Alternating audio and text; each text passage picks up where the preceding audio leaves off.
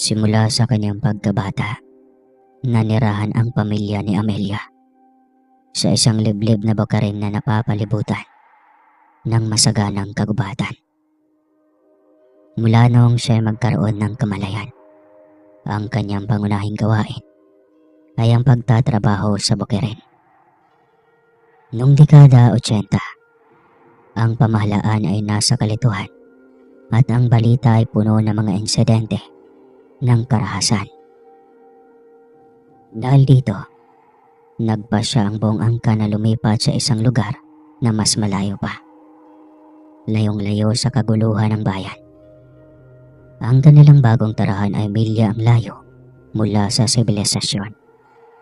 At halos walang taong naninirahan dahil sa hangarin na makaiwas sa panganib at dilobyo ang kanilang pamilya. 7 taon lang si Amelia, ngunit marunong na siyang mag-alaga ng kalabaw, kambing, at mga alagang baboy at manok na siyang daladala nilang buong angkan para pagyamanin sa lugar kung saan sila dadalhin ng kapalaran. 3 pa lamang silang magkakapatid noon, ngunit halos 1 taon lang din ang agwat ng bawat isa. Siya ang naging panganay, kaya sa murang edad ay pasan-pasan na niya ang mabigat na responsibilidad na siyang nakasanayan na rin niya. Maging ang mag-alaga ng mga kapatid sa edad niya na 7 taon ay madali lamang niyang nagampanan.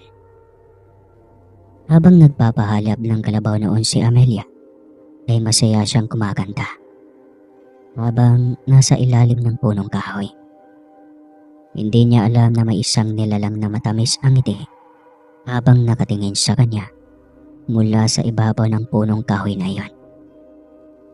Aliw na aliw itong pinagmamasdan siyang gumagawa ng bolang yari sa dahon ng niyog habang kumakanta.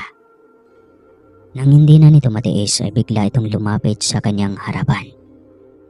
Hindi man lang niya namalayan ang paglapit nito dahil sobrang abala siya at nasisiyahan sa kanyang ginagawa. Halos makalimutan na niya ang kanyang alagang kalabaw. Lumabuti na lang at abala rin kumakain ng mayayabong at matatabang damo. Ang ganda naman ng ginawa mong iyan, puna ng batang lalaki. Nagulat siya at nagtaka nang tiningala ang batang lalaki na nasa kanyang harapan. Ang gwapo nito, napakaputi. Kulay abo ang mga mata at matangos ang ilong. Yun nga lang, wala itong linya sa pagitan ng ilong at bibig. Ngunit napakagwapo pa ring bata nito, kaya matagal bago siya bumalik sa kanyang wisyo. Naku, saan ka galing? Hindi ka naman taga rito eh. Tanong ni Amelia. Diyan lang ako nakatira, sabay turo sa malaking puno. Ngunit hindi rin iyon masyadong pinansin ni Amelia. Wari ay nawalan siya ng tamang pag-iisip at napatango na lang sa sinabi ng batang lalaki. Napagtanto niyang hindi lang pala sila ang lumipat sa malayong lugar na iyon. May naligaw rin pala na iba bukod sa kanila. Natuwa siya sa kanyang naiisip. Ibig sabihin ay may makakalaro na siya bukod sa kanyang mga kapatid. Ako si Eros. Ilang beses na kitang nakikita ditong nagpapahalab ng mga alaga mo. Kaso, nag-aatubili akong lumapit sa'yo. Baka kasi matakot ka sa akin eh. Uwi ka pa nito at pakilala. Napakatamis ng ngiting nakaukit sa mukha nito. Naku, bakit naman ako matatakot sa'yo?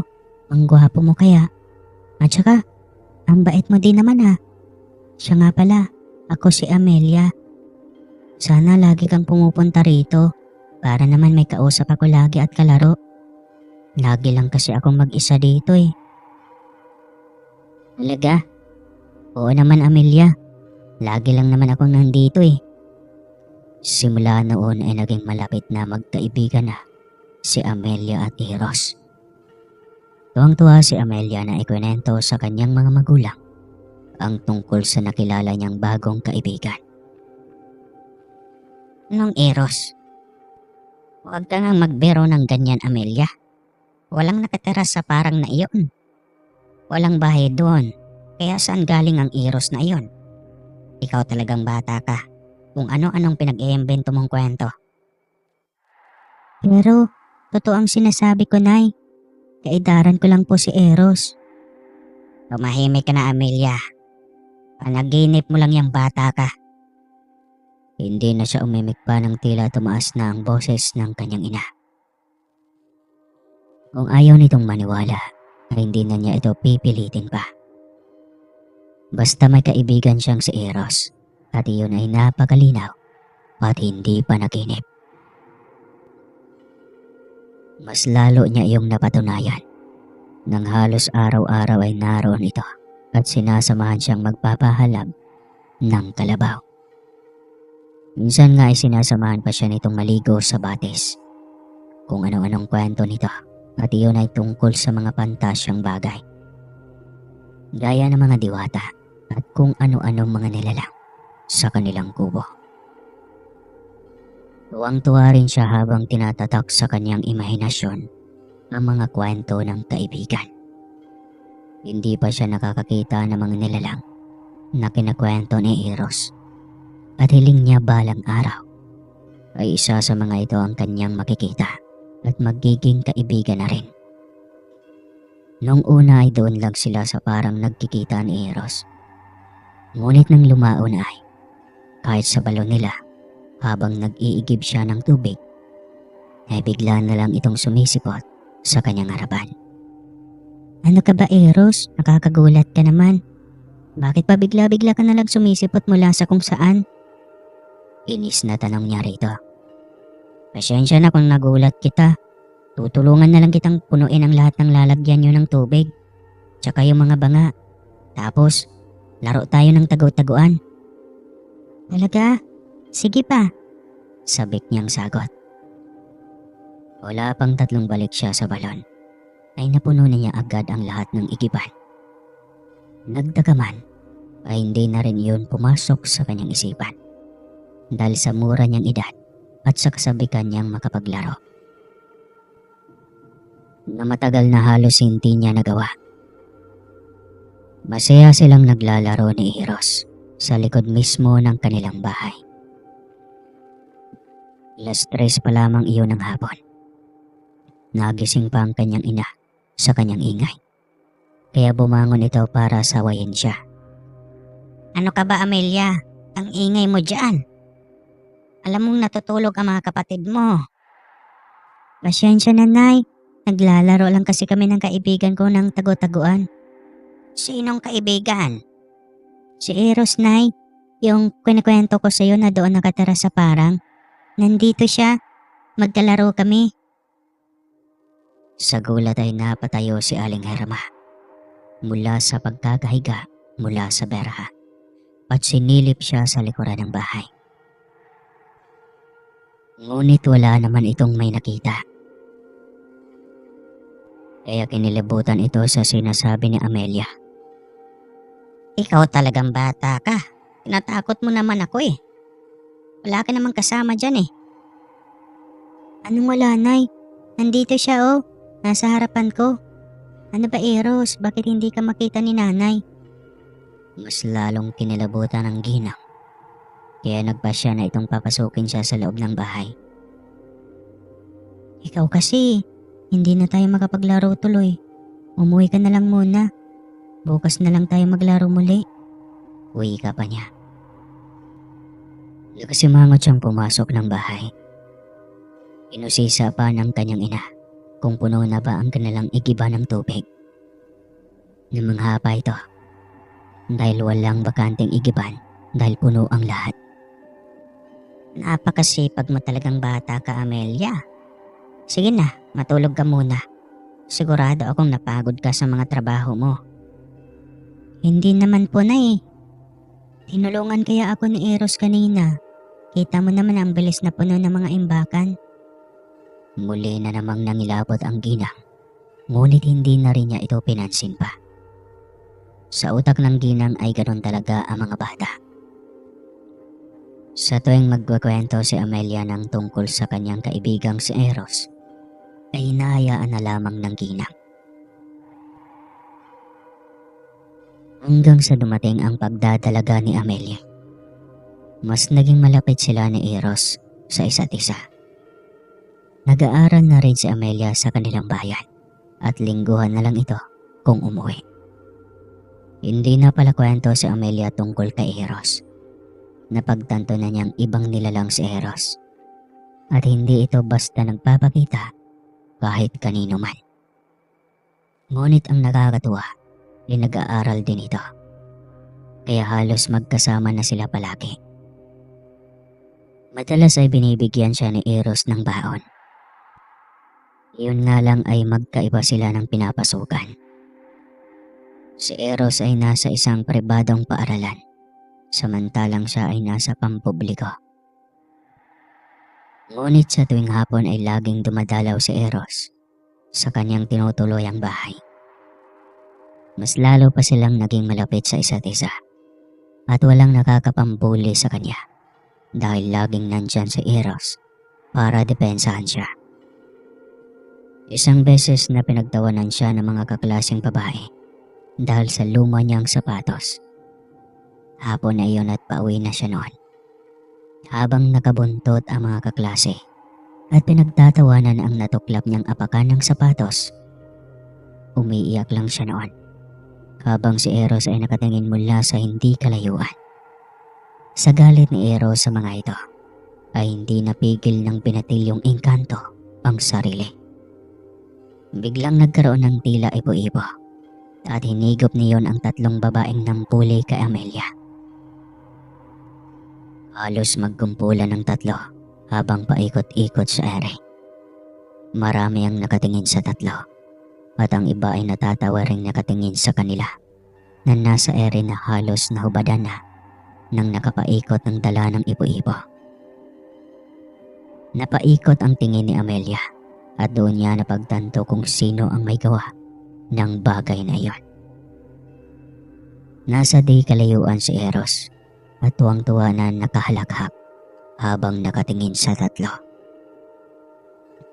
Nilipitan ito ni Amelia para sawayin. Eros, anong ginagawa mo? Tigilan mo sila. Hindi, dapat lang sa kanila yan para magtanda. Nag-aaral din naman sila ngunit parang wala namang magandang natutunan mga iyan sa paaralan. Inis na wika ng binatilyo. Hayaan mo na sila. Ano ka ba? Tama na yan. Nang makita ni Eros na tila seryosong nagagalit si Amelia, ay tinigil na rin ito ang ibo-ibo. Dahilan ng pagbagsak ng tatlong babaeng kaklase ni Amelia. Ayan na, ikaw pa itong galit. Ikaw na nga itong pinagtatanggol ko sa mga bully na iyan. Atungal ng binatilyo. Kasi mali ang ginawa mo. Alam kong mali ang ginawa nila ngunit hindi magandang gumanti sa ganyan. Hayaan mong ang nasa itaas ang magdidisiplina sa kanila. Abay, hindi pwede sa akin ang ganyan. Kung hindi nga lang sa'yo ay malamang kanina ko pa nabungal ang mga bibig ng mga iyan. Ikaw talaga, Eros, napaka-brutal mo. Halika na nga, umuwi na tayo. Yaya niya rito. Ngunit bago pa siya nakahakbang, ay nahawakan na dito ang kanyang isang paa. Oh, bakit? Tanong ni Amelia. Hubarin mo muna, aayusin ko lang. Uwi ka nito. Ang tinutupi nito ay ang kanyang sapatos, na konting-konti na lang ay bibigay na. Wala siyang magawa kundi ang hubarin ito at nagulat siya ng paghahawak ni Eros dito ay bigla na lamang itong nagliwanag. Nadalang sandali pa ay naging maayos na at naging buo ulit ito. Ikaw talaga kung ano-anong pinanggagamitan mo ng iyong kapangyarihan. Porke isa kang engkanto. Bakit ba parang pinag-iinitan mo na ako? Gusto ko lang naman ang nakakabuti para sa iyo, Amelia. Ayokong nahihirapan ka. Ayokong may mananakit sa'yo. Lahat na ito ay para sa ikabubuti mo, Amelia. Oo na, sige na. Halika na nga. Marami pa akong gagawing tagdang aralin pagdating ng bahay. Reklamo niya. Tuturuan kita, huwag kang mag-alala. Sagot ni Eros.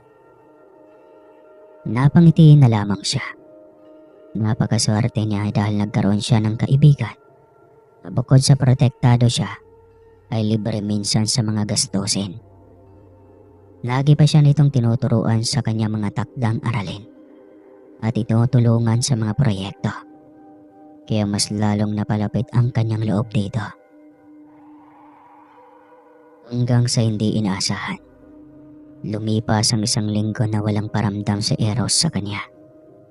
Hindi siya ganoon kasanay dahil pinakamahaba na ang 3 araw na hindi ito magpapakita sa kanya. Aminado siyang nangungulila siya rito dahil nakasanayan na niya lagi itong kausap at laging kasama.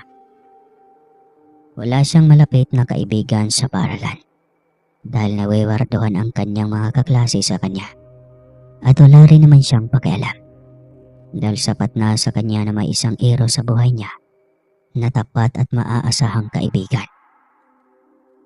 Ngunit 2 linggo na ang lumipas ay hindi pa rin ito nagpaparamdam. Kaya minabuti na niyang puntahan ito sa inupahan nitong bahay.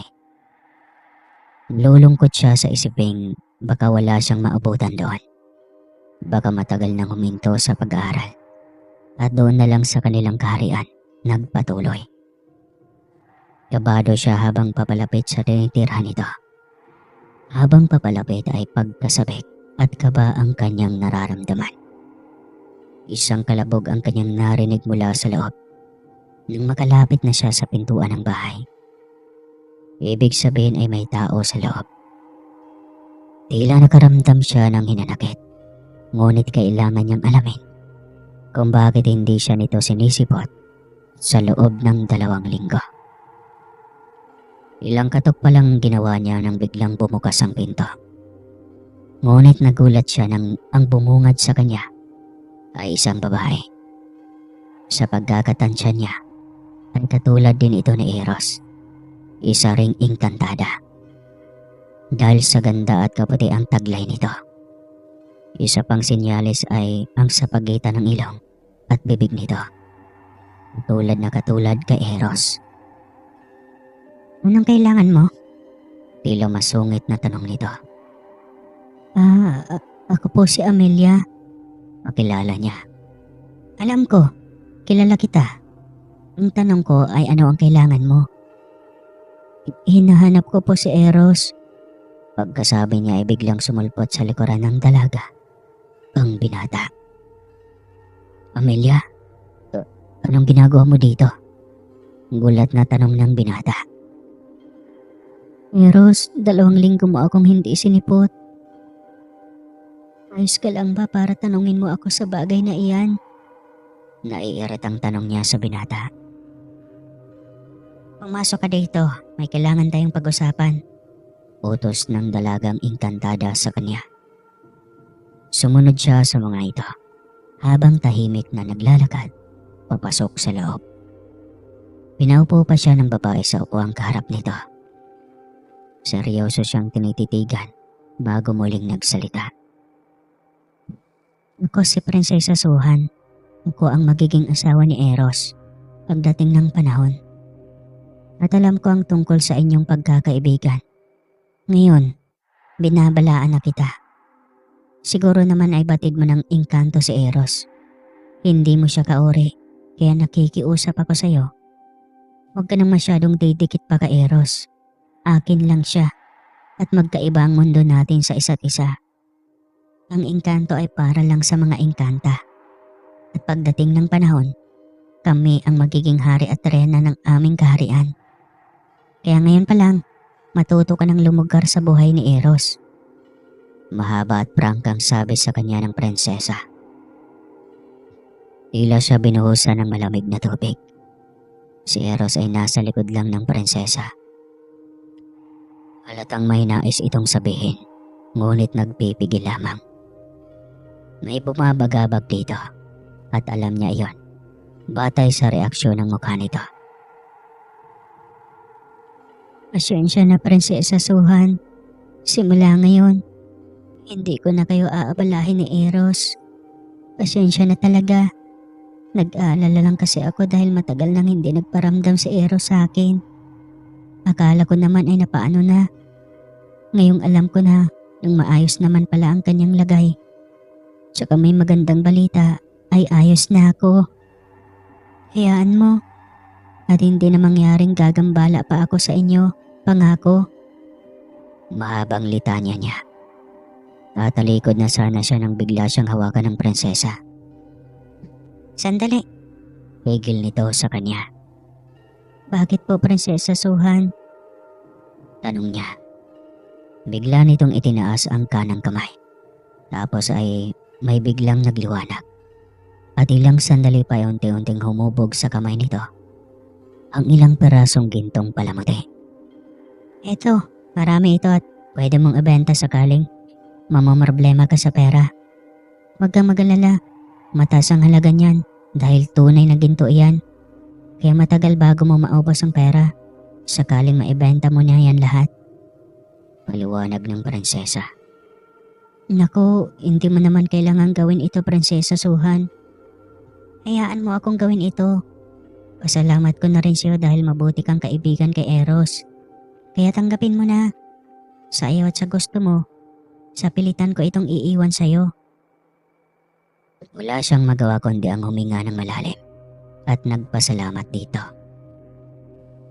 Wala rin siyang pagpipilian kundi ang tanggapin ang lahat ng gintong alahas na iyon.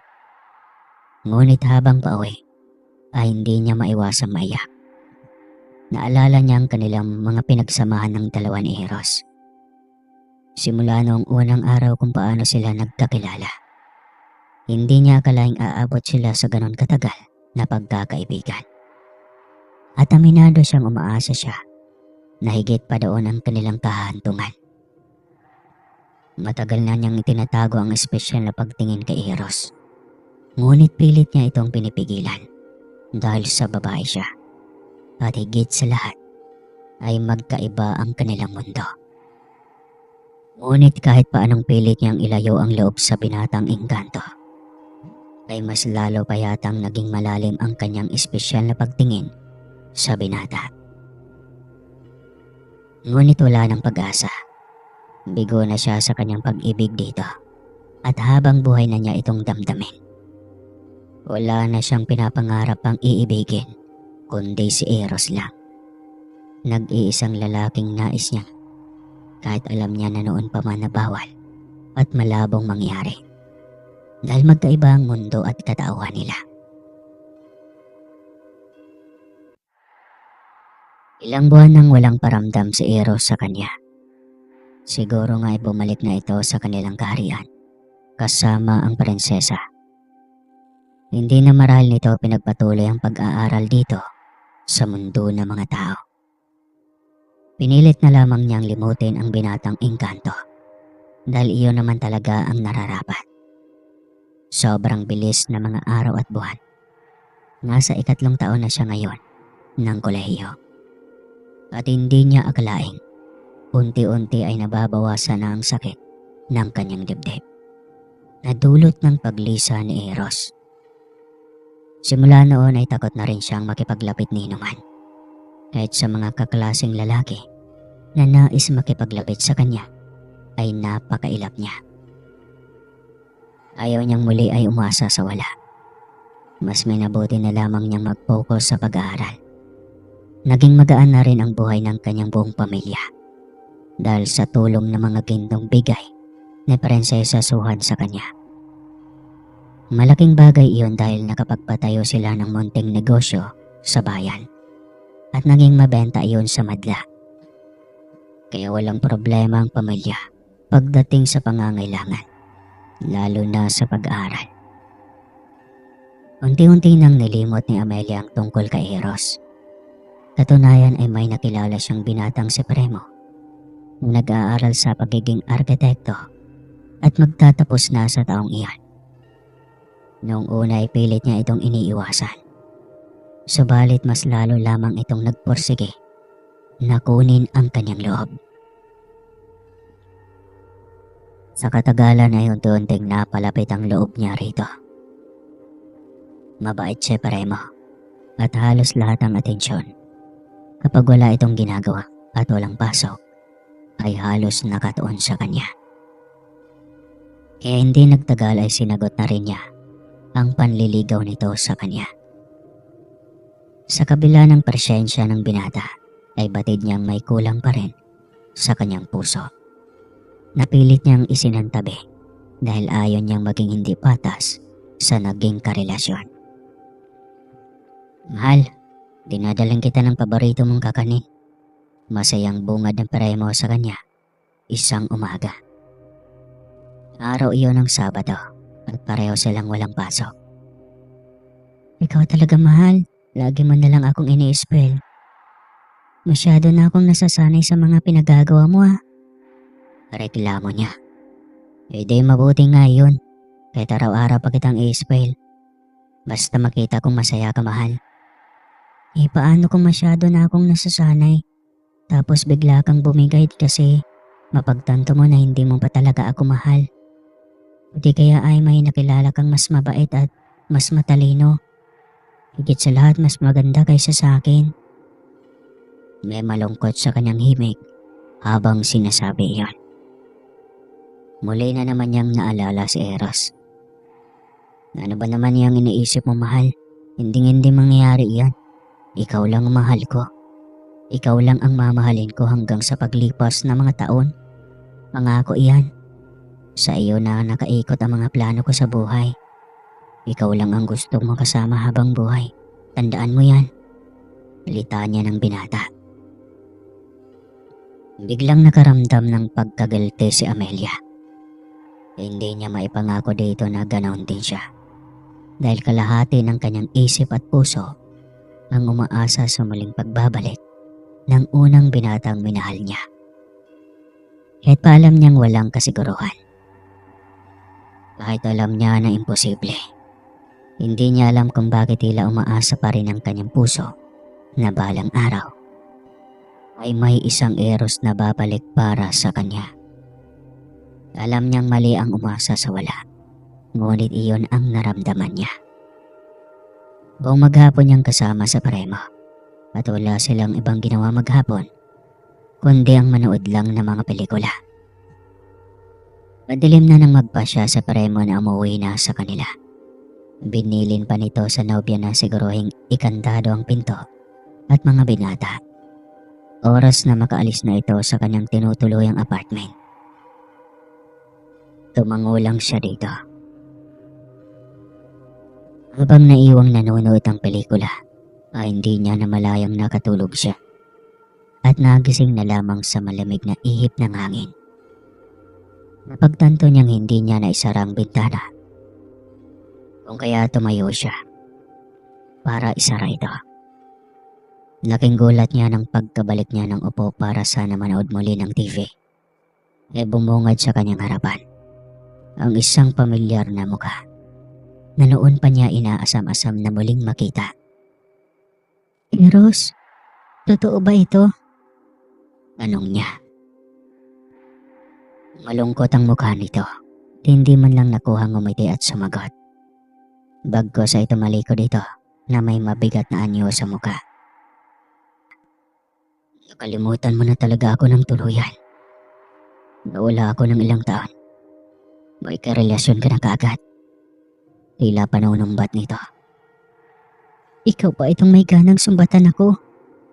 Wala kang ang kwento sa akin tungkol sa prinsesa mo. Basta ka na lang niyang inilayo sa akin na hindi man lang tayo nag-usap noon. O kaya nagpaalam ka man lang sa akin. Walang ganon, hindi ba? Sino bang nasaktan? Hindi ba ako? Sumbat niya rito. Sa pagkakataong iyon na hindi na niya napigilang umiyak. Humarap si Eros sa kanya at tumambad sa kanyang luhaan din itong mga mata. Ramdam rin niya ang sakit na pinagdaanan nito. Kung alam mo lang, Amelia, ilang taon akong nagdusa. Ilang taon akong naging bilanggo sa mundo ko. Ising ko mang tumakas makausap man lang kita, ay hindi ko magawa.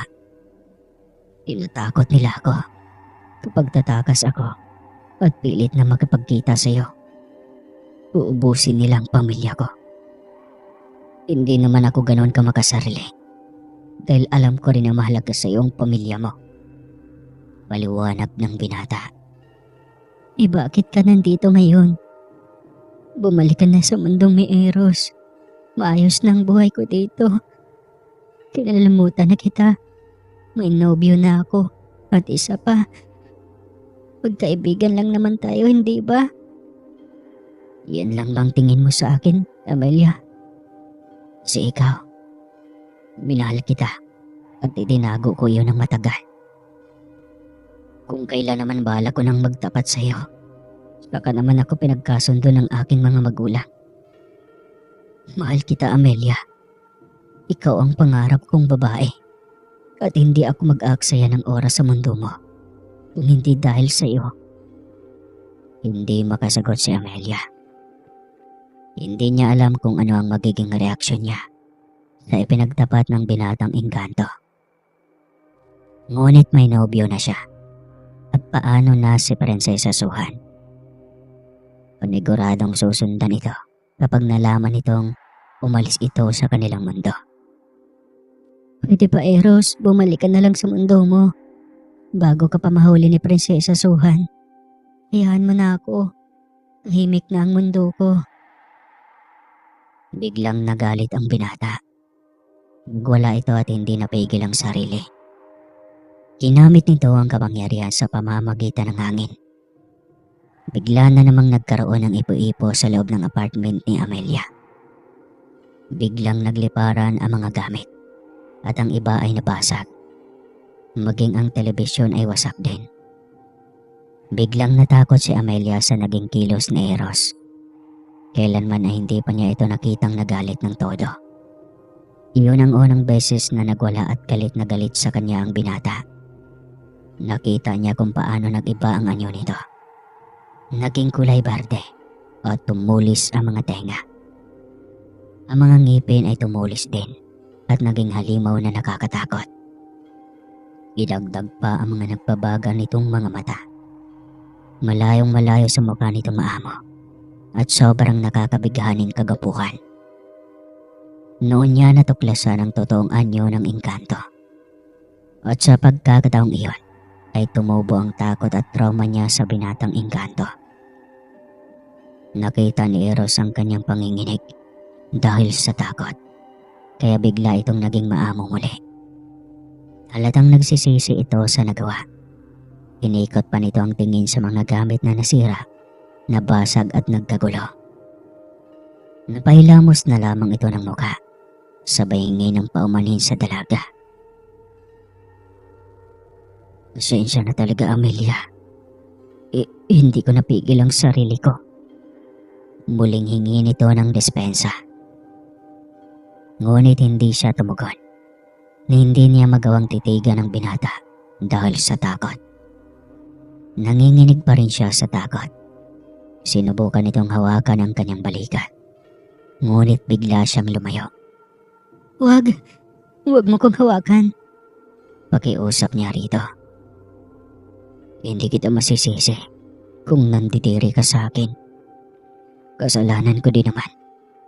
Sana, kahit ipinakita ko na sa iyo ang tunay kong anyo, sana pagdating ng araw, ay matanggap mo ang totoong ako. Wika nito.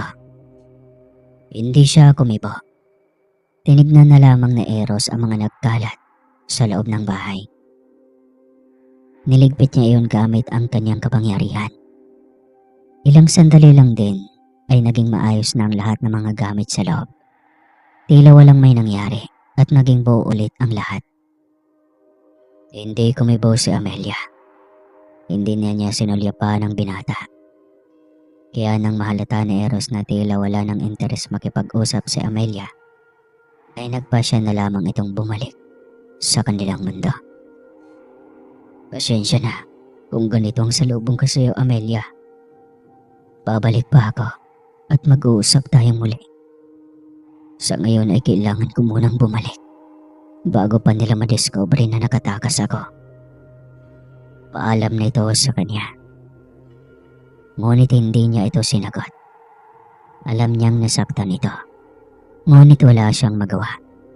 Bukod sa naguguluhan ay nasaktan rin naman siya. Kaya pareho lang silang dalawa ng pinagdadaanan. Tuluyan ang naglaho si Eros. Ngunit hindi pa rin niya ito pinansin. Naiwan siyang nakatulala. At wala siyang ibang iniisip kundi ang binatang engkanto. Sa tagal ng panahon na pinilit niyang ibaon sa limot lahat ng mga alaala nito, ay muli na naman itong nagparamdam. Ngunit malayong malayo na ang ugali nito sa dati. Isang maras na Eros ang ngayon nagbalik at nagparamdam sa kanya. Ayaw man niyang isipin ang tungkol sa binata, ay pilit itong nagsusumiksik sa kanyang isipan. Nang gabing iyon ay hindi niya akalaing muling babalik si Premo. Kaya laking tuwa niya dahil kahit papano ay may kasama siya at makausap. Ngunit hindi rin niya maikwento dito ang tungkol kay Eros. Isa pa ay baka matakot pa niya ito. Hindi kaya ay mapagkamalan siya nitong baliw. Pagdando din niya sa kanyang isip at puso na iba ang lugar ni Eros kaysa kay Premo sa kanyang puso. Lalo na sobrang lalim ng kanilang pinagsamahan ng binatang engkanto. Samantalang si Premo ay kailan lang niya nakilala. Nahalata na Premo ang malalim niyang pag-iisip. Kaya napatanong ito sa kanya. Kanina ko pa napapansin ang pagiging balisa mo, mahal. Ayos ka lang ba? Mukha namang maayos pa tayo kanina bago kita iniwan Tanong pa nito. Naiiling lang siya at hindi man lang makuhang tignan ang kasintahan. Wala siyang dapat ipaliwanag dito. Hindi rin niya alam kung ano ang sasabihin dito. Pwede ba, Amelia, huwag ka nang mahiyang magtapat sa akin? Alam ko na may problema ka. Nakikita ko sa kilos mo. Ano ba yan? Handa naman ako makinig Wala ito, Premo. Pagod lang ako kaya huwag mo na lang akong alalahanin. Sabi mo yan Actually, bumalik talaga ako dito dahil bigla akong kinabahan at ikaw talaga ang unang pumasok sa aking isip. Kaya napagpasyahan kong samahan na lang kitang matulog dito sa iyong apartment. Litanya nito. Sasamahan? Gulat na tanong niya. Oo, huwag kang magalala. Dito lang ako sa labas.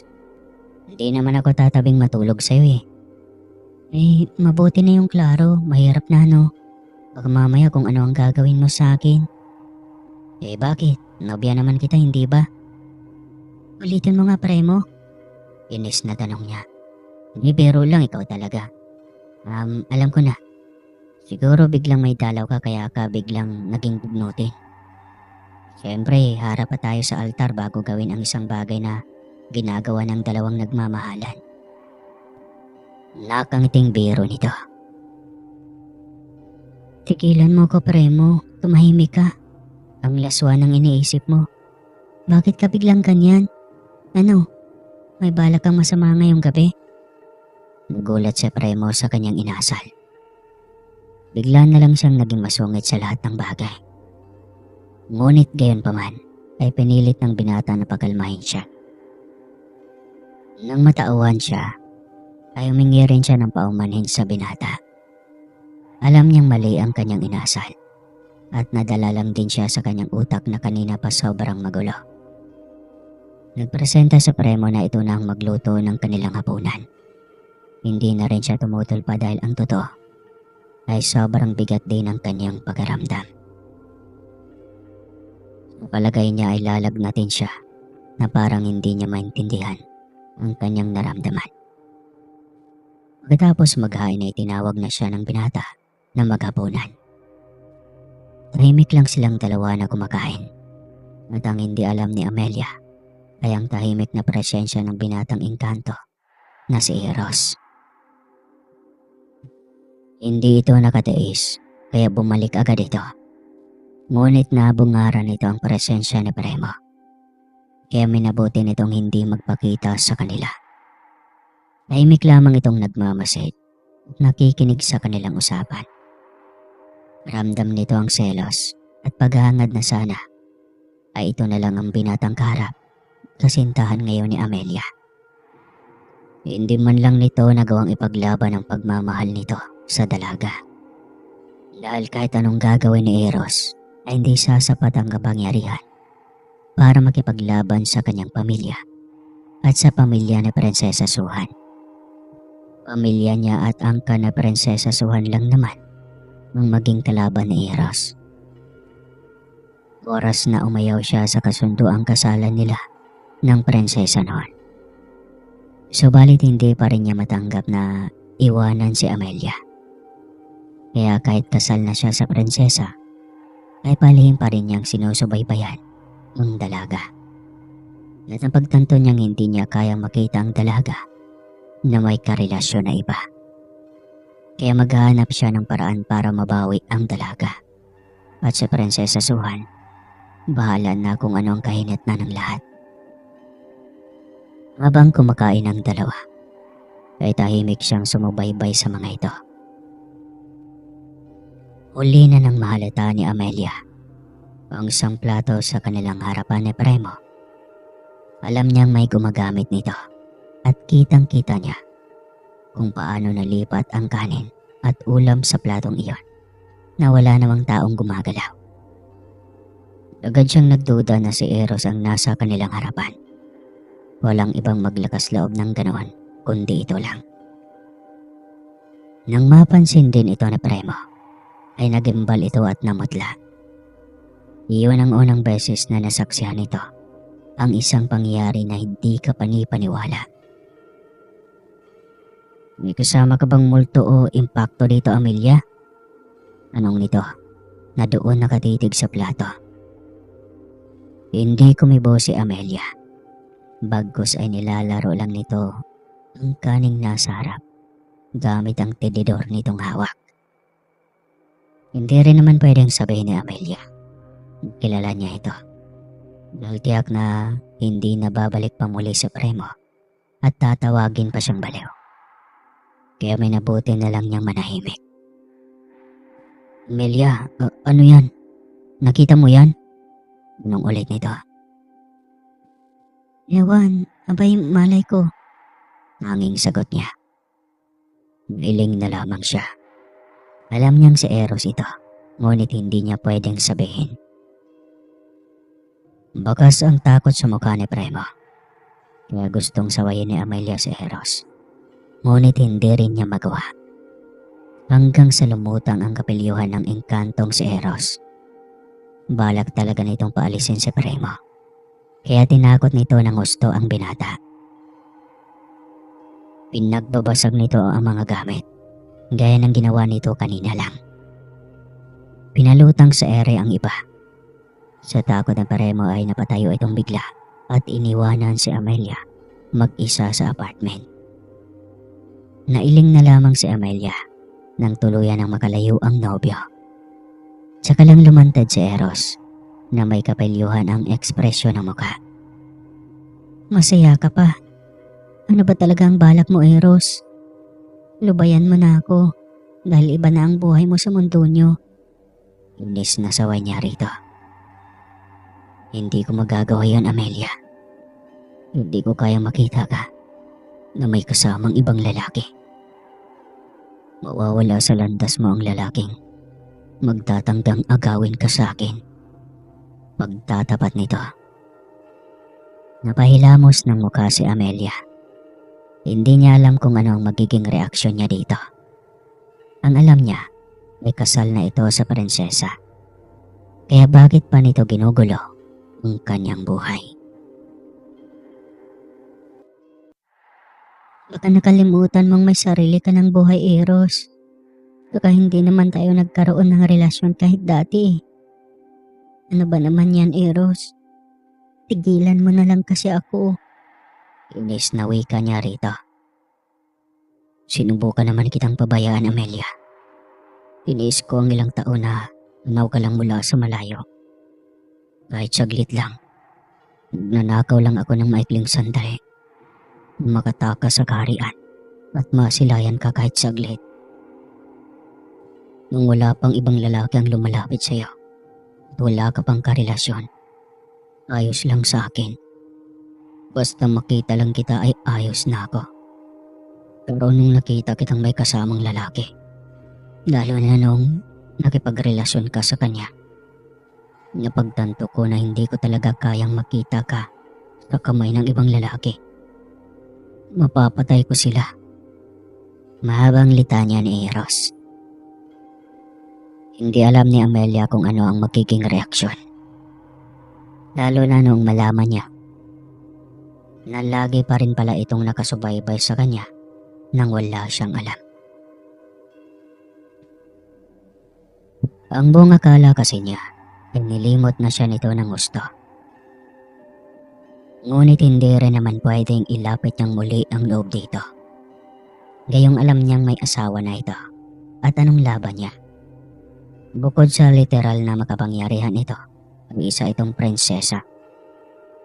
Hindi kagaya niya na simpleng tao na nga lang. Dating isang kahig at isang tuka lang. Kung hindi inalok na prinsesa Suhan ng kayamanang ginto, ay ganon pa rin marahil ang buhay ng kanyang mga magulang. Pinalaking pasasalamat ni Amelia sa prinsesa at kailanman ay hindi niya ito lalapastanganin at lolokohin. Utang niya rito ang gaanang buhay na meron siya ngayon. Hindi man ganon kayaman, sapat pa rin para mapunan lahat ng mga pangangailangan ng buong pamilya niya. Inisip pa rin niya ang nobyo. Hindi patas para dito kung magpapadala pa siya sa dating damdamin para kay Eros. Kung kailan unti-unti na niya itong nakalimutan. Patawarin mo ko, Eros. Pero magpapakasal na ako kay Premo. Hindi tayo pwede at matagal na kitang nilimot. Buong loob niyang wika dito. Ngunit tinitigan lang siya ng matagal ng engkanto. Alam niyang binabasa nito ang kanyang utak. Pinilit niyang labanan ang mga titig na iyon. Hindi totoo ang sinasabi mo, Amelia. Alam ko pa rin nandyan pa rin ako sa puso mo. Nagkamali ka, Eros. Hindi mo hawak ang puso ko. Tao ako at mabilis makalimot. Matagal ko nang tanggap na magkaiba tayo, na hindi tayo ang nararapat sa isa't isa. Kung noon umasa ako, noon pa yon, Eros. Kaya lubayan mo na ako. Rumestro ang sakit sa mukha ni Eros. Ngunit pilit na nagpakatatag si Amelia. Ayaw na niyang umasa at muling masaktan. Kung hindi mo pa kami titigilan ni Premo, mapipilitan ako maglagay ng pangontra para hindi ka na makalapit pa o makapagparamdam man lang sa amin. Babala niya rito. Huwag Amelia. Huwag mong gawin sa akin ito. Sobrang tagal kong nagtiis dahil hindi ko magawang magpakita at lumapit sa iyo. Dahil sa dami ng nakabantay sa akin. Ngayong pwede na kitang makita at makausap lagi. Ikaw naman itong nilalayong sarili sa akin. Nalito ang tama, Eros. Huwag na nating pahirapan pa ang ating mga sarili. Amelia, may pagtatapat ako sa iyo. Pwede ba, Eros? Umalis ka na lang. Hindi. Kailangan mong malaman ito. Sana naman bigyan mo pa ako ng pagkakataong patunayan sa iyo na ikaw lang noon ang tanging iniibig ko. Kung hindi man kita napanandigan noon, yun ay dahil nasa ilalim kami ng kaharian nila Prinsesa Suhan. Naglilingkod sa hari ang aking ama at ina. Prinsesa Suhan, simula pagkabata ay gusto na ako. Kaya nang hilingin nito sa hari na ako ang nais nitong maging kabiyak, ay walang magawa ang aking pamilya. Ngunit malaya na ako ngayon kasi binigay na ni Suhan sa akin ang aking kalayaan. Napagtanto niyang hindi ako magiging masaya sa piling niya kahit kailan. Mahabang kwento ni Eros. Ang sabi mo sa akin, tumakas ka lang. Ano ba talaga? Oo. Kailangan ko pang tumakas dahil galit sa akin ang mga magulang ko. Dahil binawi lahat ng hari, lahat ng yaman na bigay nito. Simula nung magsama kami ni Prinsesa Suhan. Ginawa silang mga alipin muli, kaya hindi nila natanggap. Hindi alam ni Amelia kung maniniwala ba siya sa sinasabi ng kaharap. Hindi rin niya mawari kung ano ang magiging reaksyon niya. Dahil may isang premo na nangakong mamahalin siya at handang maging kasama niya habang buhay. Biglang gumulo ang kanyang puso at utak. Aminado siyang mahalaga pa rin at may puwang sa kanyang puso si Eros, na siyang matagal na niyang nakasama, naging kaibigan. At matagal na din sila noong nagkaunawaan, bago pa nagparamdam sa Prinsesa Suhan. Eros, pag-uusap. Umalis ka na. Iwanan mo muna ako. Naguguluhan na ako masyado. Pakiusap niya rito, sapo ang noo. Babalik ako, Amelia. Pag-isipan mong mabuti ang tungkol sa atin. Alam kong mahal mo pa rin ako. Uwi ka nito bago tuluyang lumisan. Napayakap sa sarili si Amelia nang maramdaman ang lamig, kasabay ng pagkawala ni Eros. Saktong papasok siya ng kwarto nang biglang nagring ang telepono. Agad niya itong nilapitan.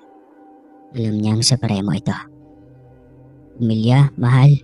Sambit nito. Premo naman. Kanina pa kita hinihintay na tumawag. Tila naiinis na reklamo niya rito. Pasensya na, Amelia. Kakarating ko lang din dahil sa traffic. Oo nga pala.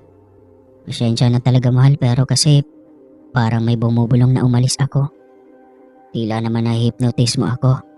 At napagtanto ko iyon noong makarating ako dito sa bahay. Paliwanag nito. Naiintindihan iyon ni Amelia. Alam niya kung ano ang kakayahan ni Eros para kontrolin ang isip at katauhan ng isang ordinaryong tao. At biktima nito si Premo. Nahihirapan si Amelia na balansehin. Magulo ang utak niya kung sino sa dalawa ang papanigan niya. Gayong pareho ang mga itong mahalaga sa kanya. Amelia, nariyan ka pa ba? Tanong ni Premo sa kabilang linya. Hindi kasi siya makapagsalita dahil sa sobrang daming tumatakbo sa kanyang isipan. Oo naman, Premo. Nakikinig ako at naiintindihan kita. Buti naman at ligtas kang nakauwi. Sagot niya. Bumuntong hininga ito ng malalim. Tudo hingi ng tawad dahil sa biglang pang-iiwan nito. Naintindihan nga kita, ano ka ba? Saka, baka pagod ka rin. Magpahinga ka na ng maaga. Bilin niya rito. Balak pa nitong bumalik sa kanya ng gabing iyon. Ngunit pinigil niya. Gusto na rin niyang makapagpahinga. Dahil pakaramdam niya ay biglang bumigat ang kanyang pakaramdam. Naintindihan naman siya nito. Ngunit kinabukasan ay maaga itong dumating na bakas ang pag-aalala sa mukha. Bakit ganyan ang mukha mo? Nung niya nang makitang malalim ang mga mata ng nobyo. Gulatang-gula itong tulog. Kaya nag-aalala siya dito ng sobra. Ang sama ng panaginip ko kagabi. Tungkol sa'yo, Amelia. Nakailang gising na ako subalit ang panaginip ko ay tuloy-tuloy pa rin. Kwento nito. Napatawa naman siya sa naging reaksyon ng nobyo. Panaginip lang pala eh. Bakit parang naiiyak ka naman? Kasi parang totoo. May kumuha sa'yo na isang engkanto. Sa pilitan kanyang dinala sa kanilang mundo. Ang pangit ang itsura niya. At hinalay ka niya sa harapan ko mismo. Wala man lang ako magawa para ipagtanggol ka. Halos maiyak na ito habang nagkukwento. Ano ka ba? Ipanaginip nga lang, diba? Hindi magiging totoo iyon. Natatawang wika niya rito. Medyo kinabahan rin siya ng konti. Imposibleng si Eros iyon. Dahil mabait na engkanto si Eros. Ngunit liban kay Eros, sino pa ba ang pwedeng gagawa ng bagay na iyon sakaling magkatotoo? Minsan na rin niyang nasilayan ang pagiging pangit nito, kagaya ng naging kwento ni Premo. Pero hindi siya magawang halayin ni Eros dahil kaibigan niya ito simula noong kabataan nila. Isinawalang bahala na lamang niya iyon. Hindi niya dapat ipaglala ang isang panaginip. Pinagluluto na lamang niya ng agahan si Premo upang makakain at pagpahingahin na lamang niya ito sa kwarto niya.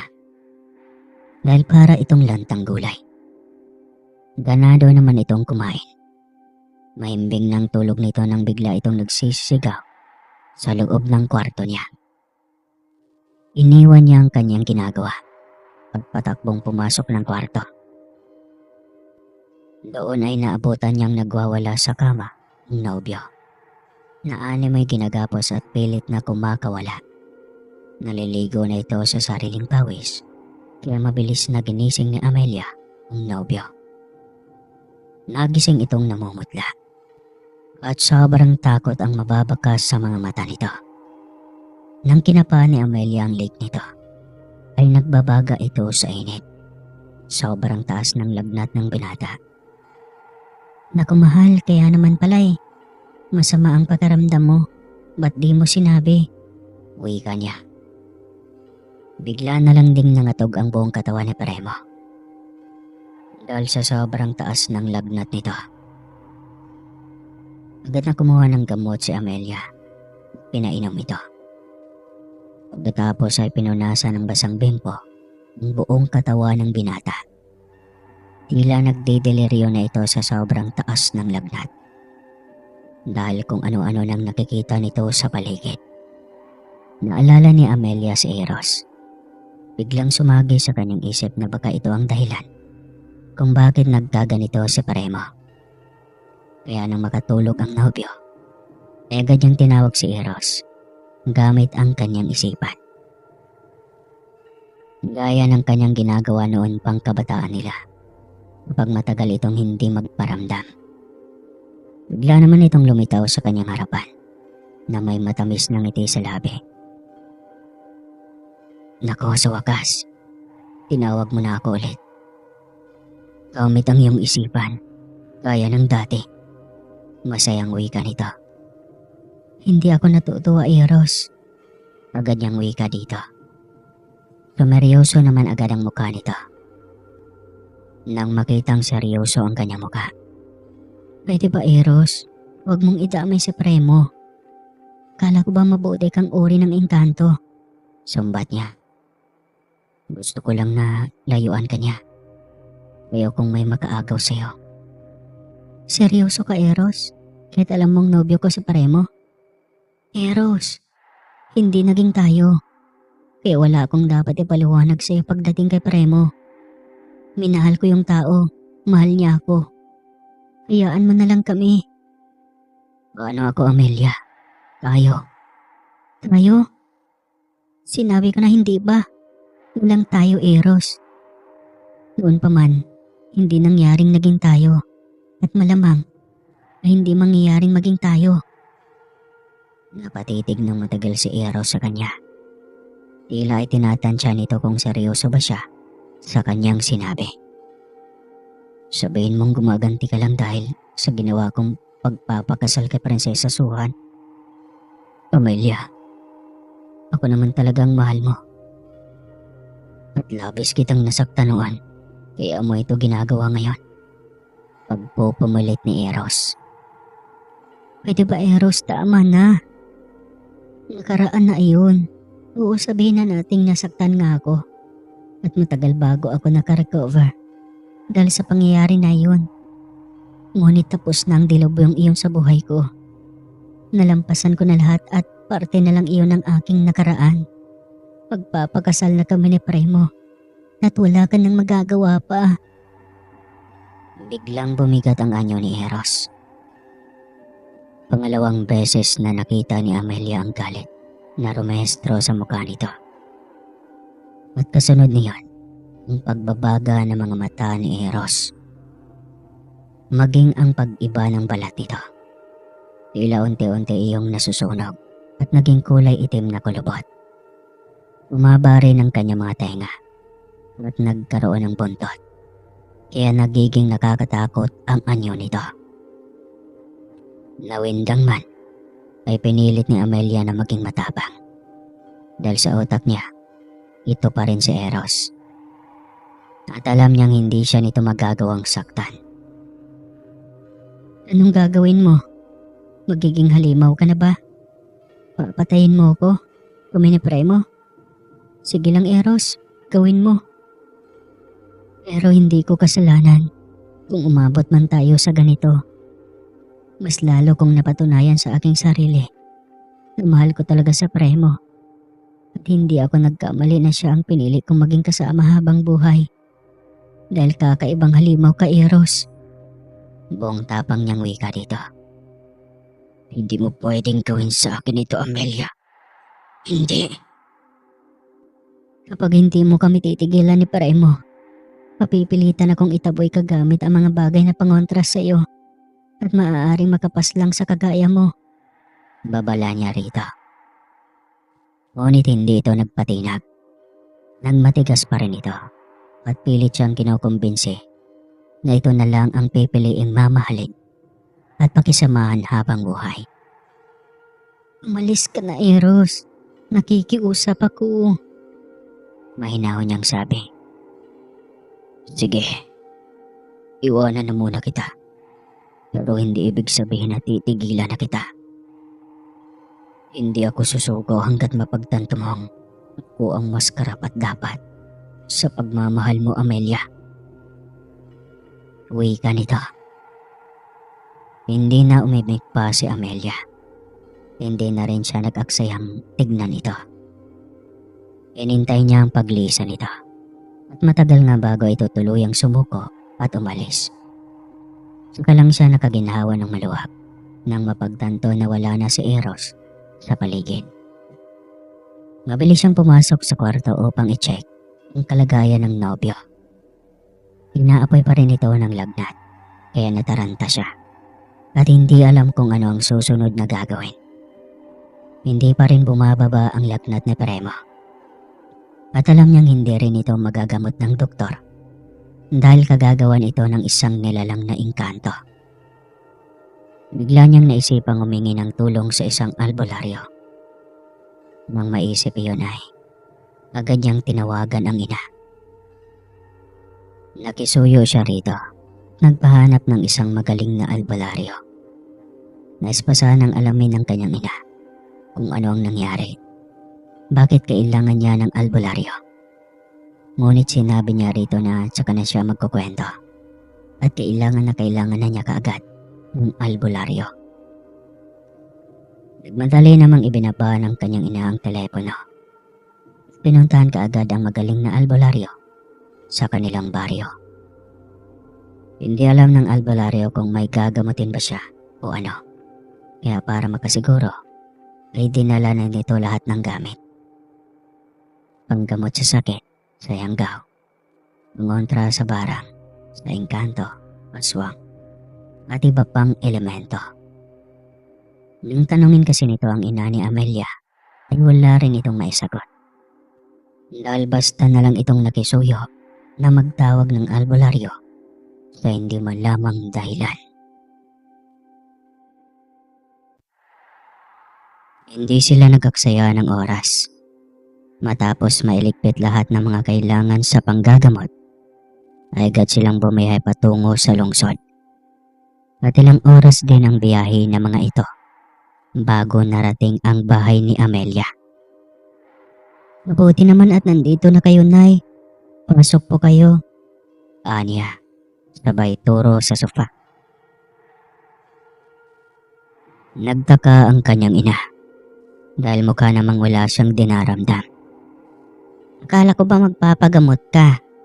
Mukha namang malakas ka pa sa kalabaw niyan. Tanong ng ina. Umupo na muna kayo, Nay. Kumain na muna kayo.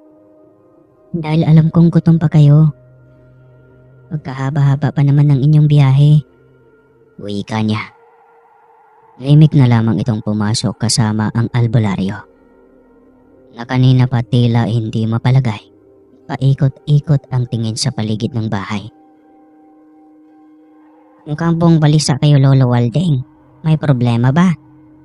Tanong ng ina ni Amelia sa albularyo. May problema talaga. Kasi napakalakas ng enerhiya na bumabalot sa bahay na ito. Isanin niyo ito sa lalong madaling panahon. Utos pa nito.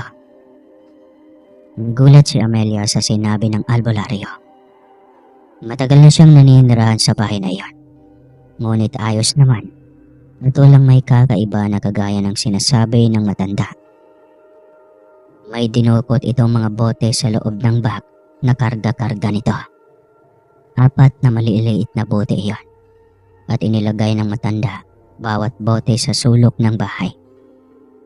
Huwag mong alisin ang mga ito dahil ito ang magtataboy ng mga masasamang elemento na nais lumapit sa iyo. Bilin pa nito. Naglakad ito sa bawat sulok at nilagyan ng hawak na maliit na bote ng langis. May sinasambit itong ng kung ano habang nakapikit, bago iniwan ang bote na hawak nito. Pagkatapos ay nagpasya na ang mga itong kumain. Hindi na sila nag-aksaya pa ng oras at agad na silang pumasok sa kwarto upang tignan ang kalagayan na Premo.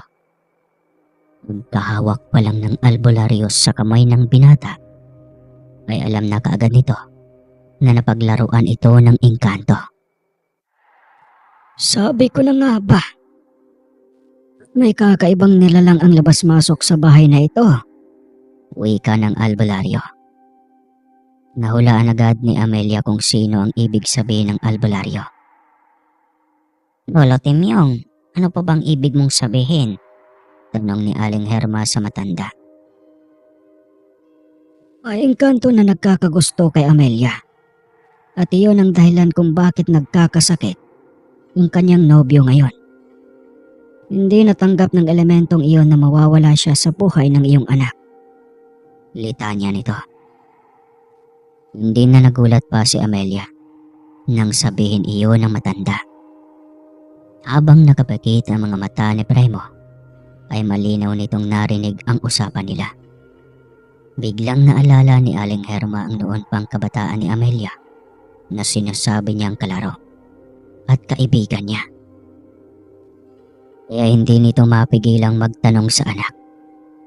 Amelia, may kinalaman ba ito sa sinasabi mong kaibigan mo noon pang kabataan mo? Tanong nito sa kanya.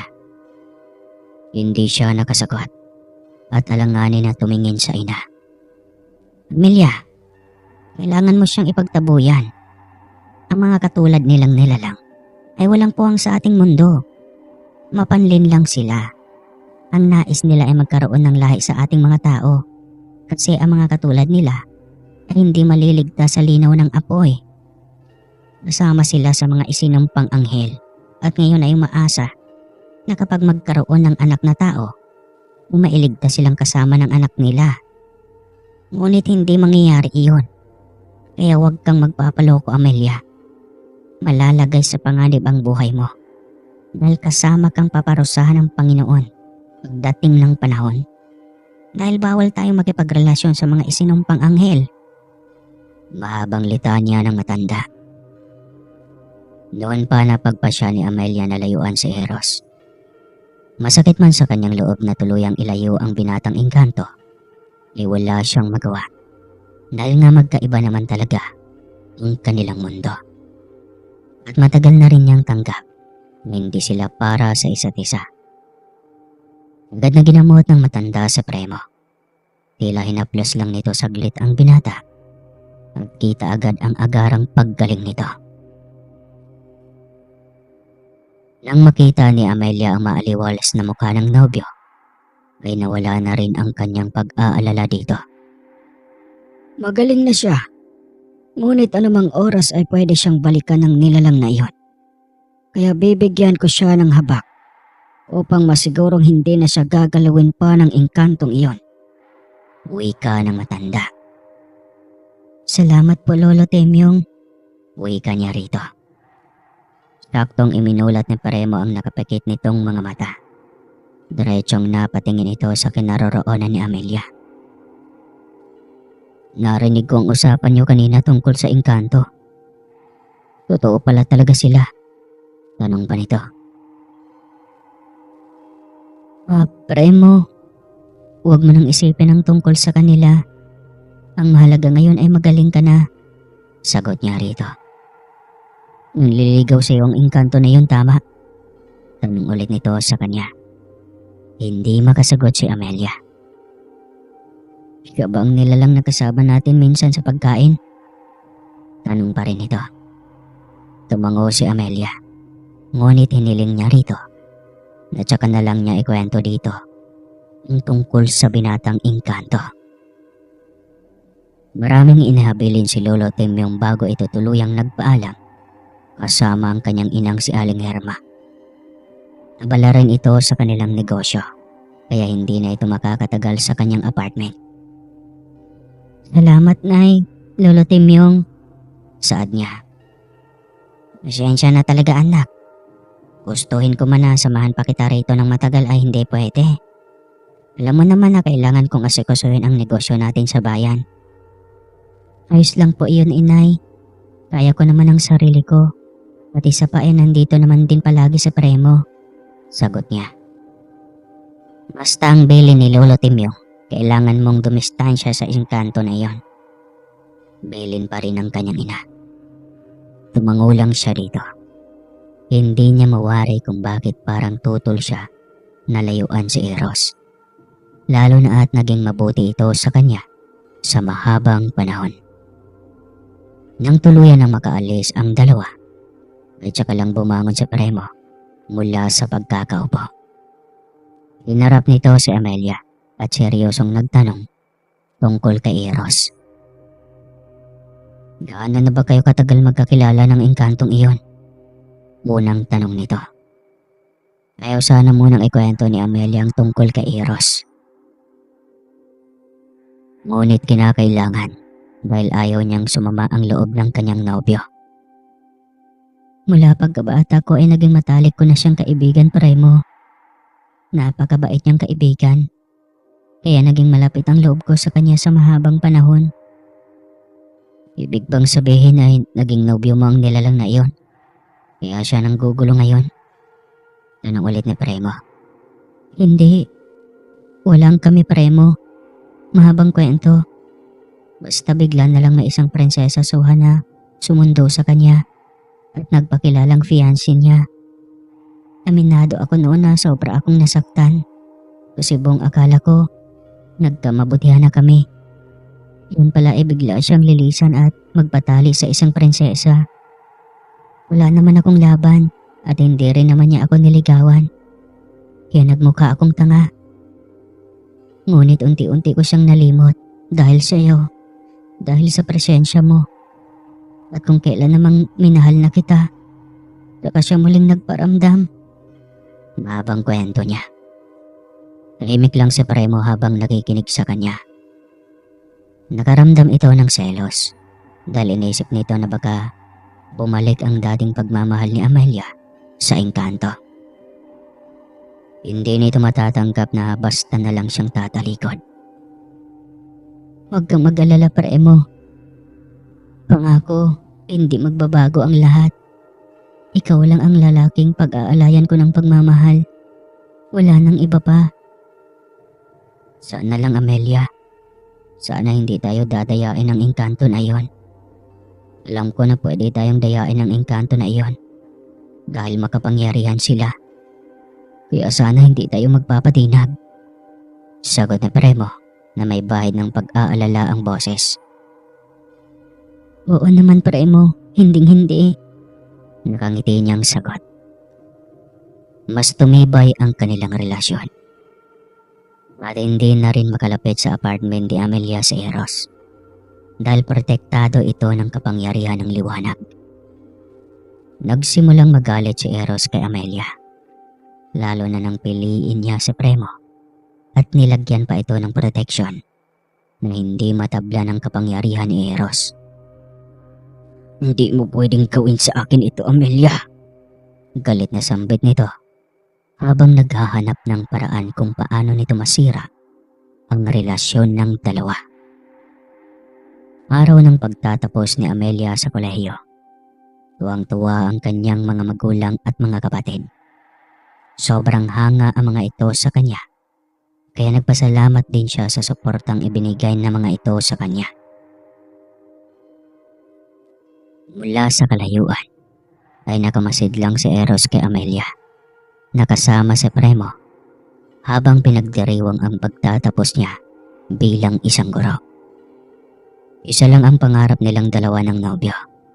Kapag nakapasa siya sa pagsusulit para sa lisensya ng isang professional teacher, ay magpapakasal na agad sila. Pareho silang sabik sa pagdating ng araw na iyon. Habang mula sa di kalayuan ay nagpupuyo sa galit si Eros. Ngunit hindi ito makatsyempo na lapitan si Amelia. Magiging akin ka, Amelia. Sa akin lang dapat ang bagsak mo. Saad nito sa sarili habang may pilyong ngiti sa mga labi. Ilang linggo ang nakalipas at handa na rin si Amelia na isa lang sa isang pagsusulit. Ramdam niya makakapasa siya, kaya sabik na siya na dumating ang araw na ikakasal na sa nobyo. May kaya sa buhay si Premo at mabait din ang mga magulang nito. Kaya wala na siyang ibang mahihiling pa. May sarili na ring bahay ang binata, kaya sakaling mang magiging legal na siyang asawa nito, ay sigurado siyang nakabukod silang dalawa sa pamilya nito. Mahal, binabati kita. Isa ka ng lisensyadong teacher. Sa wakas, makakamtan mo na ang pangarap mong maging guro. At higit sa lahat, may kakasal na rin tayo. At makakabuo na tayo ng ating pangarap na pamilya. Sabik na wika ni Premo. Isang umaga nang makita nito ang pangalan ni Amelia sa listahan ng mga nakapasa sa board exam. Salamat sa suporta, mahal. Nakakangiting sagot niya sa nobyo. Siyempre, mahal kita. Napayakap na lamang siya dito. Hindi na rin siya nag-aalala tungkol kay Eros dahil hindi na ito muling nagparamdam pa. Marahil ay tanggap na nito na hindi si Amelia ang babaeng para dito.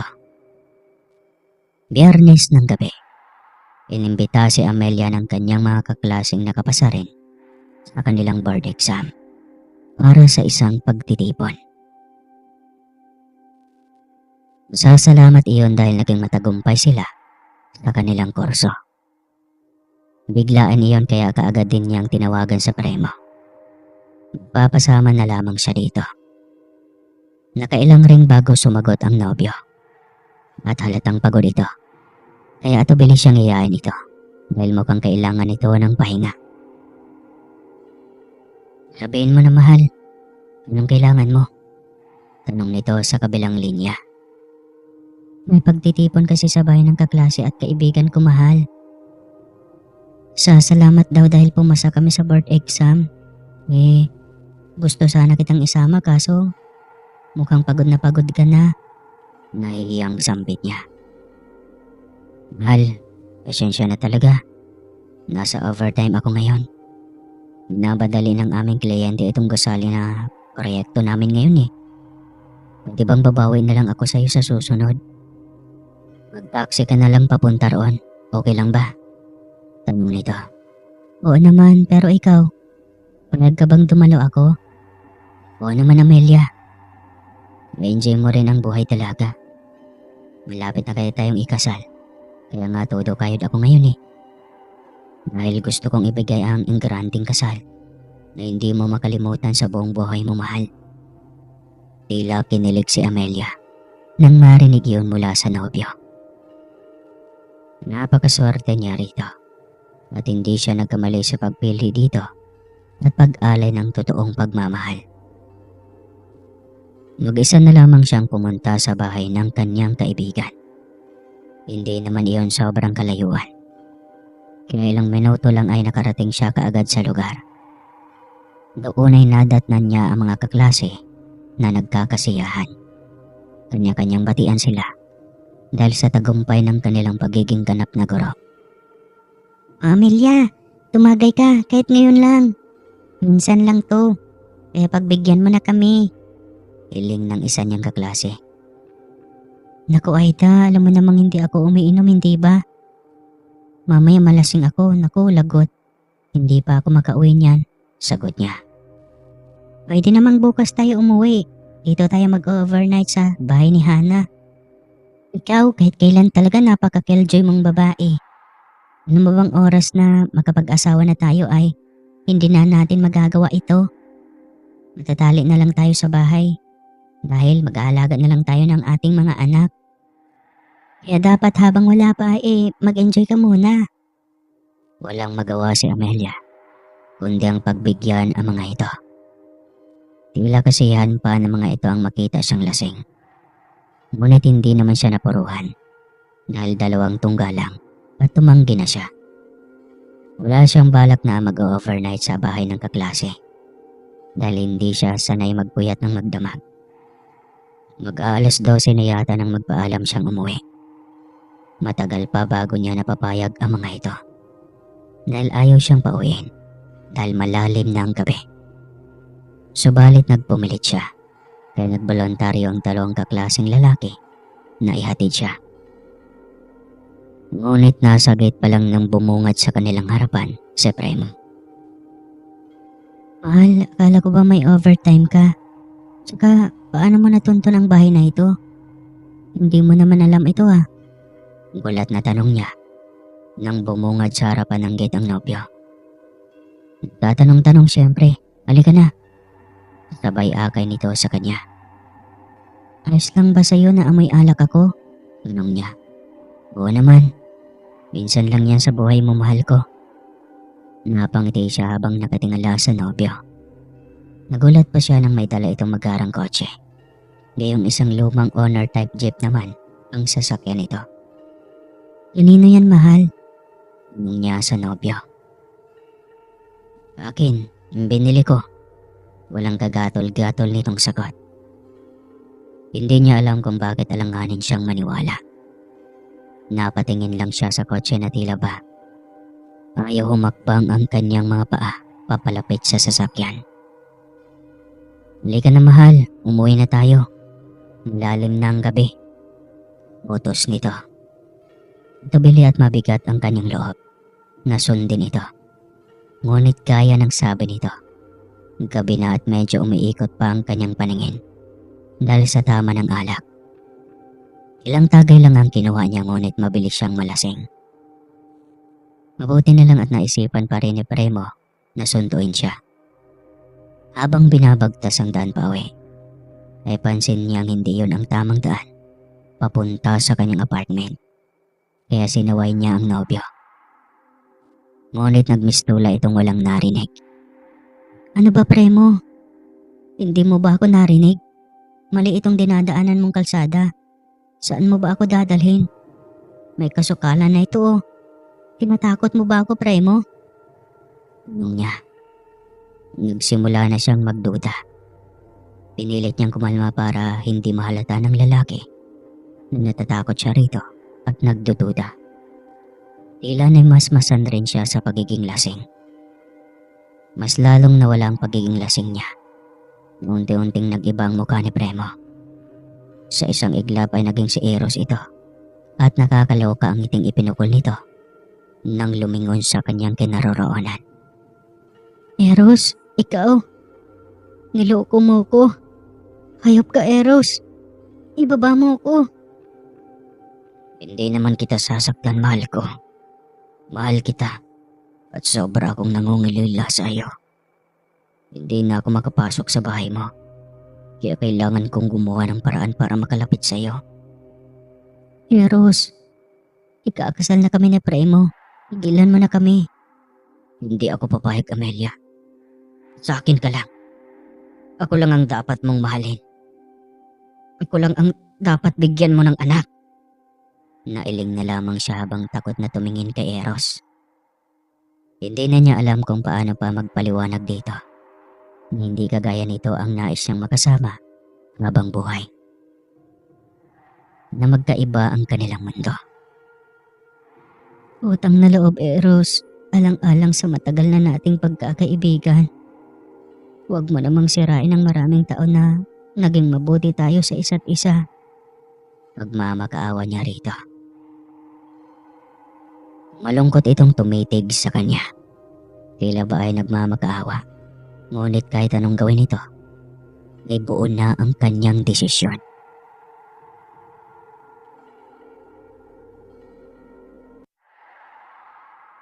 Ano bang meron sa premo na iyon? Nawala sa akin, Amelia. Mas di hamak na mayaman ako sa kanya. Makapangyarihan. Kayang-kaya kitang protektahan sa lahat ng oras. Huwag mo siyang ikumpara sa'yo, Eros. Tao kami. Engkanto ka. At kahit gaano ka pagkapangyarihan, hindi mo pa rin mapapantayan ang lakas ng Panginoong Diyos. Hindi mo kami matitinag. Pasalamat ka nga dapat dahil handa naman ako makipagkaibigan pa rin sa'yo. Kaso ay, lumalabas naman yata ngayon ang pagiging halimaw mo. Dahil hindi ako papayag na maging talunan ako pagdating sa'yo, Amelia. Alam mong naging mabuti ako sa'yo. Iyon na nga, Eros. Pakitang tao lang ang lahat ng kabutihan na iyon. Ngayong hindi mo na nakuha ang gusto mo, wala na lahat ng kabutihan mong ipinapakita sa akin dati. Bait pa rin naman ako, Amelia. Hindi ko lang matanggap na nilalayuan mo ako ngayon. At ang masakit ay pinili mong maikasal sa iba. Nakaramdam ng pagkahabag si Amelia. Ngunit pinilit niyang huwag magpadala sa awa. Kailangan niyang panindigan ang kanyang desisyon. Magpapakasal sila na Primo dahil sila ang dapat na magsama habang buhay. Hindi isang engkanto ang nararapat sa kanya. Sumama ka na sa akin, Amelia. Dadalhin kita sa aking tahanan. Wika nito. Matapos itigil ang sasakyan sa gilid ng isang masukal at hindi pamilyar na lugar. Maliwanag ang kabilugan ng buwan. Kahit makahoy ay ininag pa rin ang buong paligid. Nang silipin niya ang labas at likod ng sasakyan, ay napagtanto niyang hindi iyon kalsada. Nagtaka siya kung bakit nakarating ang sasakyan doon nang walang dinadaan ang kalsada.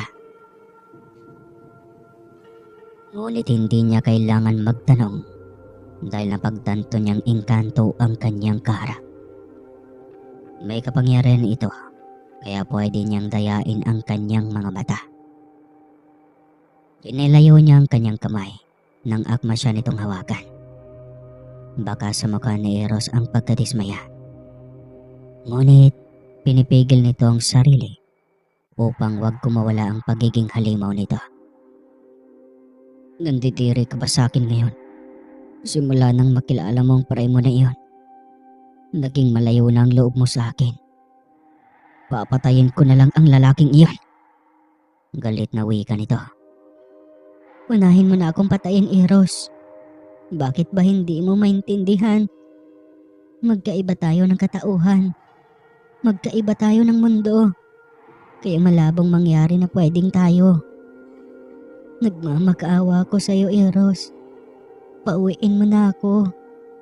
Lubayan mo na ako. Tanggapin mo na lang ang lahat. Hindi, Amelia.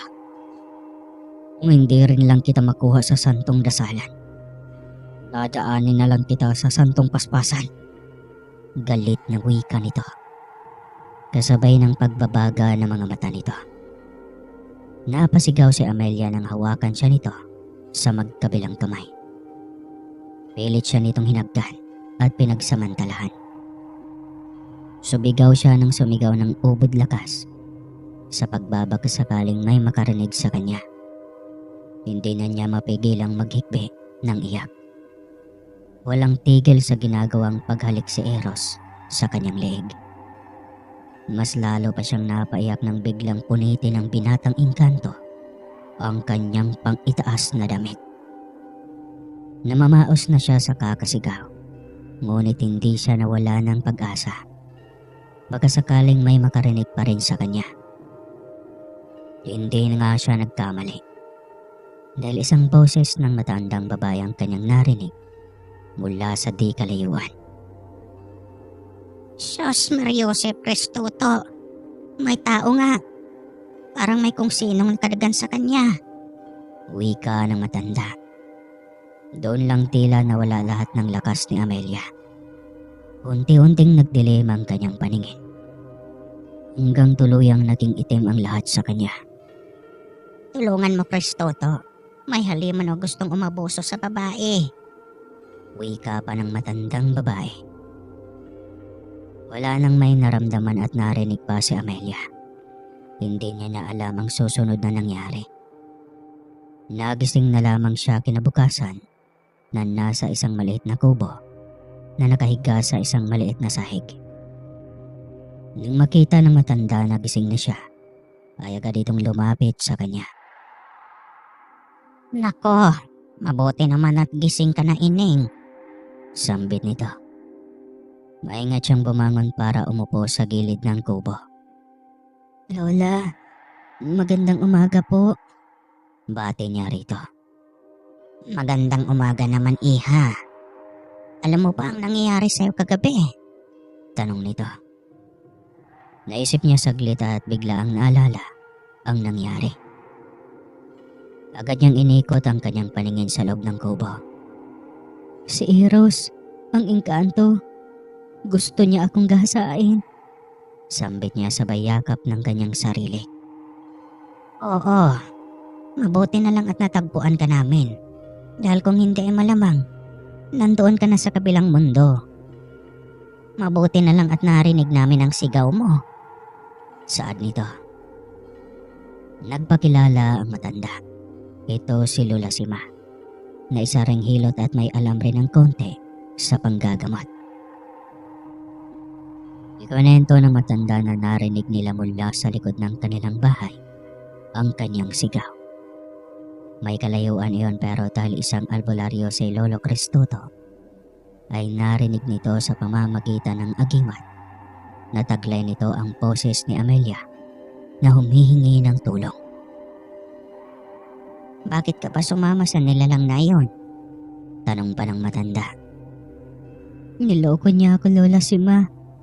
Kinopya niya ang mukha ng aking nobyo. Kaya ako sumama sa kanya. Pinasakay niya ako sa isang magarang kotse pero bakit ganoon? Wala namang kalsada ang aming dinaanan at napakasukal na gubat pa ang aming pinasok. Mahabang kwento niya. Mahusay ang kapangyarihan ng mga elementong katulad niya. Mababait naman ang iba sa kanila. Iyon nga lang. Kapag nasobrahan sa pag-ibig o di kaya nahuhumaling na ng sobra, ay naging halimaw na. Nakakatakot siya Lola, lalo na kapag naging halimaw mukha niya. Kaya wag mo nang hayaan na makalapit pa siya sa'yo. Kailan pa ba nahumaling ang elementong iyon sa'yo? Dapat noon ba man ay may pangontra ka na sa kanya. Saad ni Lola Sima. Ang nobyo ko lang ang binigyan ng albularyo ng pantaboy ng mga engkanto. Dahil siya lang noon ang hinahabol ni Eros. Sagot niya dito. Saktong pagdating ni Lolo Cristoto na may bitbit na isang buwig ng saging. Inilapag nito sa sahig ang dala. Narinig nito ang pag-uusap nilang dalawa ni Lola Sima. At agad itong sumabat sa kanilang usapan. Kung ganun ay ako na ang maglalagay ng proteksyon mo. Nang hindi na makalapit sa iyong nilalang na iyon. Wika ni Lolo Cristoto. Salamat po Lola, Lolo. Utang na loob ko sa inyong lahat. Kung hindi niyo ako nailigtas mula sa kamay ni Eros, ay malamang wala na ako ngayon sa ating mundo. Malungkot niyang wika. Ito ang misyon na ibinigay sa amin ng Diyos. Kaya kailangan namin kapag may mga tao kaming natutulungan mula sa kamay ng mga masasamang elemento. Muli siyang nagpasalamat sa dalawang matanda. Tinanong pa niya kung anong lugar na ito ang kanyang narating. at tila nasa masukal na gubat na sila. Agad dinuro ni Lola Sima ang kanilang likuran. Mula sa bintana ay matatanaw ang isang punong balete sa paanan ng isang malaking bundok. Nasa 500 metro ang layo malamang ng punong baleteng iyon. Sabi ni Lola Sima na nandoon siya natagpuan ng mga ito at hindi siya nagkamali dahil malayo sila sa lungsod. 3 oras pang biyahe bago marating ang lungsod. Kaya nagtaka siya kung paano nila narating ni Eros kagabi ang lugar ng ganun lang kabilis.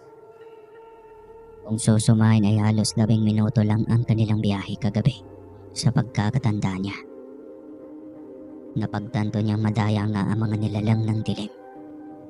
Kaya humingi pa siya ng payo sa 2 matanda kung paano niya maitaboy ng tuluyan ang engkantong binata upang hindi na ito kailanman makapanggulo sa kanilang buhay ni Premo. Sapat na itong anting-anting na ibibigay ko sa iyo, Ineng. Huwag mo lang itong alayo sa katawan mo. Poprotektahan ka nito mula sa masasamang elemento. At kailanman ay hindi na ang mga iyon makapanggulo pa sa buhay niyo. Paniniguro ng matandang lalaki. Nang araw na iyon ay hindi muna siya pinayagan ng mag-asawa na bumalik sa lungsod. Sinabi pa ng mga ito na kailangan niyang ipagpahinga ang sarili upang makabawi siya ng lakas bago siya bumiyahe pa uwi. Mamayang hapon ka na umuwi. Ipagpahinga mo muna ang iyong katawan. Wika ni Lola Sima. Nag-aalala siya kay Premo, ngunit sinunod pa rin niya ang dalawa. Alam niyang para rin sa kanyang pag-aalala ng 2 matanda. Samantala, nakarating na sa istasyon ng pulisya si Premo sa paghanap sa kanya.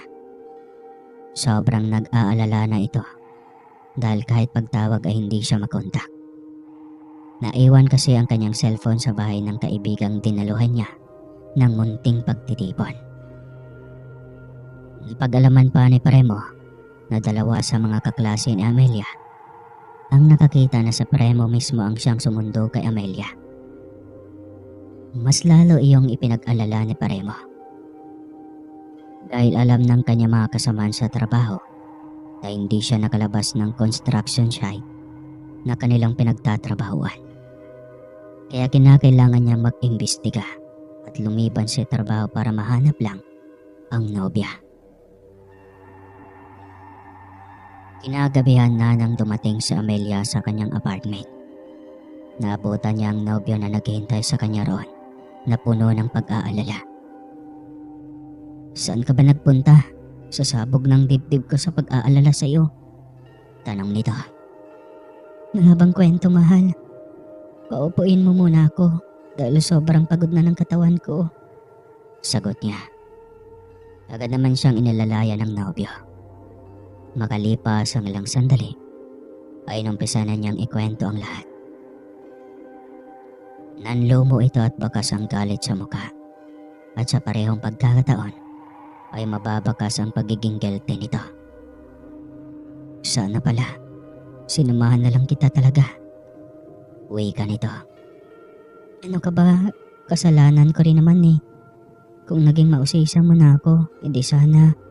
Hindi ako naloko ni Eros. At saka kasalanan ko rin. Kung hindi kasi ako uminom at nalasing, siguro nasa matinong pag-iisip pa ako. O siya, ang mahalaga ngayon ay ligtas ka. Hindi ko rin mapatawad ang sarili ko sakaling may mangyaring masama sa iyo. Wika nito, sabay yakap ng mahigpit sa kanya. Agad na inasikaso ng 2 ang kanilang kasal. Hindi na iyon pinatagal pa ni Premo dahil ayaw na nitong mawalay pa si Amelia sa piling nito. At upang masigurong nakatali na siya ng lubusan at hindi na pagkainteresan pa ng engkanto. Isang engranding kasalan ang nais ni Premo at iyon nga ang nangyari. Maraming mga panauhin ang dumalo. Mga mayayamang kaanak ni Premo ang dumalo. Mga kapwa inhenyero at mga kaibigan na rin at kasamahan sa trabaho. Sa simbahan ay hindi nila akalaing pagtangkaan pa rin ni Eros na sirain ang araw ng kanilang kasal. Biglang umihip kasi ang sobrang lakas na hangin na akalain mong binagyo ang buong simbahan.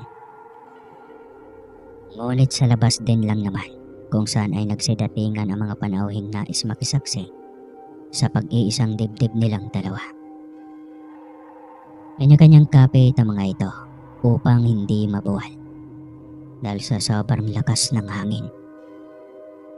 Maging ang mga puno ng kahoy na malalaki at nakapaligid ay halos makalbo ang dahon dahil sa sobrang lakas ng ihip, at maging ang mga marupok na sanga ay nagbagsakan. Ano bang signos ito? Mukhang masamang pangitain ito ah. Sambit ng isang matandang babae na isa sa mga kaanak ni Premo. May angkan marahil ng halimaw ang mapapangasawa ni Premo kaya ganito. Uwi ka naman ng isang kasama nito. Narinig lahat iyon ni Amelia, kaya nasaktan ito sa narinig. Bigla niyang naalala si Eros. Wala nang iba pang pwedeng gumawa nito, kundi ang binatang engkanto na lubos na nahumaling sa kanya. Hindi talaga siya nito titigilan, at maging sa araw ng kanyang kasal ay nagtatangka pa rin itong manggulo. Hindi na ito makalapit sa kanila ni Premo, kaya sa ibang paraan ito gumagawa ng eksena. Ayaw marahil nitong matuloy ang kasal nila, kaya nito ginagawa iyon. Nang hindi na makatiis si Amelia, ay lumabas na siya sa bridal car at nagsisigaw sa galit. Alam kong ikaw yan, Eros. Harapin mo ako. Ano ba? Bakit ba ang hirap mong paintindihin? Tigilan mo na kami ni Premo. Kakasal na kami at wala ka nang magagawa. Kaya dapat mong intindihin at tanggapin na lang ang lahat. Sigaw niya. Nagbulungan ang mga taong nakapaligid kay Amelia. Samantalang biglang tumigil ang napakalakas na hangin. Mas lalong nagulat ang mga tao habang nakatingin kay Amelia. Muli na naman ang mga itong nagbulungan.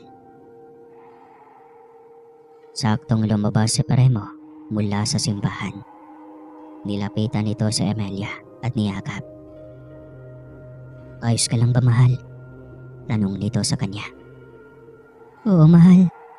Hindi pa rin tayo tinatantanan ni Eros. Sambit niya. Hindi tayo magpapatinag sa engkantong iyan. Alam ko na mas makapangyarihan ang Diyos, kaya hindi niya tayo kaya. Lalong hindi niya tayo mapaghiwalay kahit kailan. Sagot ni Premo. Tinawag na sila ng nag-organisa ng kasal, kaya iniwan na ni Premo si Amelia sa labas dahil mag-uumpisa na ang kanilang kasalan.